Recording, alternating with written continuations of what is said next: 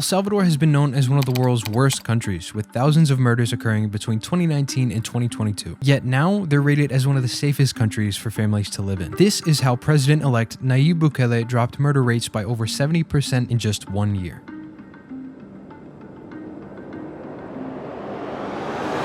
El Salvador is the smallest country in Central America. Since its founding, the country has faced economic problems, causing criminal activity to soar amongst the country's major cities. A war between two criminal enterprises that span across the globe, an impoverished citizen class, and a government known for its corruption, embezzlement, and greed have contributed immensely to El Salvador's failures as a nation. But one man had the courage to say enough is enough: Nayib Bukele. Raised in San Salvador, Nayib Bukele was the firstborn son of an immigrant family. His father, born of two Palestinian Christians who immigrated to El Salvador in 1921, and his mother, of a Greek Orthodox family, settled in El Salvador. Nayib grew up in a diverse family, and as the eldest of 9 siblings, he became dedicated to being the example for his younger siblings. He enrolled in college at La Universidad de Central America and studied judicial science with aspirations to become a lawyer. But after a challenging time adjusting, he dropped out of college and began working with his father at Nolk Advertising Agency, where he would get his first taste of working in politics. Nayib would be put in charge of the campaign advertisements for the Farabundo Martí National Liberation Front, or FMLN for short, a left-wing political party that was popular in El Salvador. His experiences with his father's company would catapult him into a successful career as president of his own advertisement agency called Obermet, where he would continue his political advertisement and endorsement of the FMLN. But Nayib was never truly satisfied with his career. He needed to make an impact. So in 2011, Nayib Bukele announced that he would be stepping down from Obermet and running for mayor of a small town outside the metropolitan area of San Salvador named Nuevo Cuscatlan. This 7,000-person town on the outskirts of the city was a new step in an effort to force Nayib out of his comfort zone. And after a successful campaign trail, Bukele managed to edge out his opponent with just 51.3% of the popular vote, winning him his first major election and a chance to show his nation exactly what he stood for. Through his first years, he donated his salary to the community of Nuevo Cuscatlan as scholarships for promising young students to get additional education. In an effort to dissuade the youth from violence and interest them in science and technology, Bukele would launch the Sphere PM program, a high-altitude balloon launched over 100,000 feet in the air to take pictures of their country from a bird's-eye view. His run as mayor would last 3 years, each of which he made an impact through his tremendous efforts on education and crime. But in February of 2015, Nayib Bukele would delegate Michel Sol to take his place as the new mayor of Nuevo Cuscatlan. This was an effort to refocus his campaign to become the mayor of the capital city, San Salvador. Bukele would use his knowledge of marketing and social media to hit the ground running with his campaign slogans like "Juntos saldremos adelante," "We will come out ahead," and "Tenemos que cambiar la historia," "We have to change history." These tactical choices would capture youth attention across the city, as people were desperately looking for an answer to the country's world-leading homicide rate after it had reached its highest peak since the Salvadoran Civil War, which killed over 70,000 people in 13 years. 1 month later, in March of 2015, Nayib would be elected for the second time in his career as the mayor of San Salvador. With more funding and more people to tend to, Bukele wasted no time and immediately began his reform to bring an end to crime in his hometown. Starting first with his reordenamiento, or reordering plan, to revitalize the historic districts of downtown San Salvador. By inaugurating new local marketplaces, which were strategically placed in gang territory, Bukele thought it would begin to put pressure on crime lords in the area. With more police and an initiative called San Salvador 100% Illuminated, where Bukele put streetlights and video surveillance on every street corner around the city, he believed he would be able to curb the violent gangs from maintaining complete control. But the problem wasn't that these marketplaces were necessarily in dangerous neighborhoods. The problem lies with the gangs themselves. The Salvadoran population was controlled by 2 separate warring gangs at all times: the Mara Salvatrucha, known as MS-13, and Barrio 18, known as the 18th Street Gang. These gangs control areas of town that civilians live and work in, with the 18th Street Gang controlling the center of the city and MS-13 controlling the outer edges. The groups are able to control what comes in and out of their zones and demand money where they see fit. Their extortion money, referred to as rentas, was on a collect or be killed basis. If vendors were unable to come up with the money to pay these men, they would be killed on the spot. So despite the efforts of Nayib Bukele, many local vendors refused to move their businesses from the dangerous markets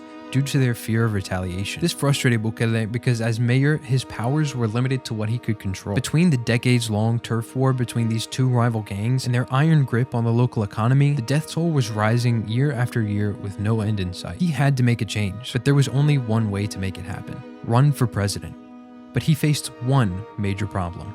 After a meeting with the FMLN in 2017, he lashed out in anger against the party for attempting to reappoint Luis Martinez as the Attorney General of El Salvador. Bukele is quoted saying Martinez is a gangster, very corrupt, and the worst of the worst. Following an argument breaking out, Bukele then referred to another member by the name of Xochitl Marchelli as a damn traitor and a witch, and allegedly threw an apple at her. This only hurt the mayor in the long run. The party saw this as their golden opportunity to justify not choosing Nayib Bukele as their candidate for president, citing that he showed disrespect for women's rights. Bukele was expelled from the FMLN in early October of 2017 and would be forced to join a new party to even have a chance of election in 2019. He took to Twitter asking supporters of his to spoil their votes by staying home and not voting in a now deleted tweet. Although a desperate swipe at established leadership, this showed the sheer strength in numbers he brought to the party's base as the FMLN lost 6 seats in their National Assembly prior to the 2019 presidential election. Following this incredible support, Nayib felt confident enough to do something no one has done since the 1980s: run independently under a new party he created, Nuevas Ideas. This new party took the country by storm, and Bukele's knack for social media presence quickly garnered support from both young and older voters. His new platform would run under the slogans "Return what was stolen" and "There's enough money when nobody steals," which were coined in protest of former presidents Francisco Flores and Antonio Saca. Both of these past presidents were facing lengthy prison sentences for embezzling money from the government into their own pockets, and showed the greed that allowed these gangster types to both walk the street and also run the government. This anti-elite mentality would garner attention from government officials, as it scared them of what could possibly become of his traction. Bukele was aware of the dangerous attention his Nuevas Ideas party would bring him, and that it would ultimately cost his potential election if he were not careful. So despite having the numbers to be brought onto the ballot as an independent candidate, Nayib Bukele did something unimaginable.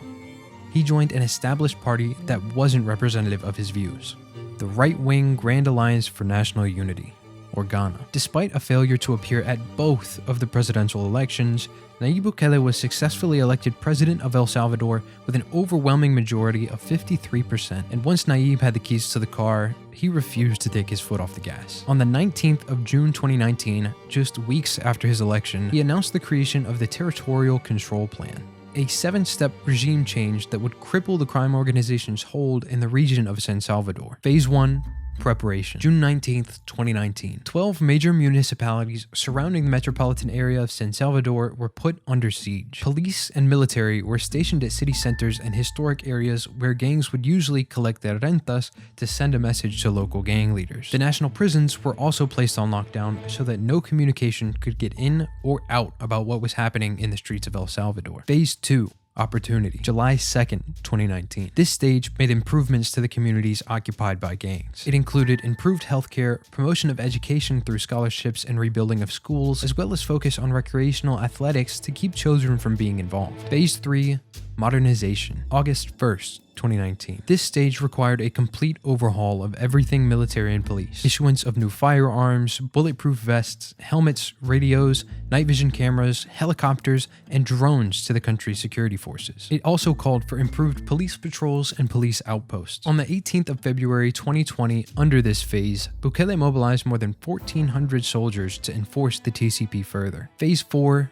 Incursion. July 19th, 2021. On the 19th of July 2021, military and police forcefully entered territories with heavy gang influence. These areas were once previously unattainable before the mobilization of Phase 3. Phase 5. Extraction. November 23rd, 2022. At this stage, Bukele had 200 additional police added to the already 20,000 soldiers mobilized to further apply pressure. Bukele stated the goal was to surround larger cities and extract the terrorists who are hiding within the communities without giving them the slightest possibility of escape. Additionally, this plan announced the brand new Terrorism Confinement Center, coined CECOT, which was a prison capable of harboring more than 40,000 inmates at a time. As a result of this announcement, gangs under the extraction phase lashed out against President Bukele, and from March 25th to 27th of 2022, committed 87 homicides, with 62 happening on the 26th alone. This is the deadliest day in Salvadoran history since the end of their civil war in 1992. Upon this sudden uprising, President Bukele announced a state of emergency on the 27th of March 2022. This state of emergency suspended many constitutional rights in order to round up as many people as possible to stop this violence from continuing. Bukele continued on,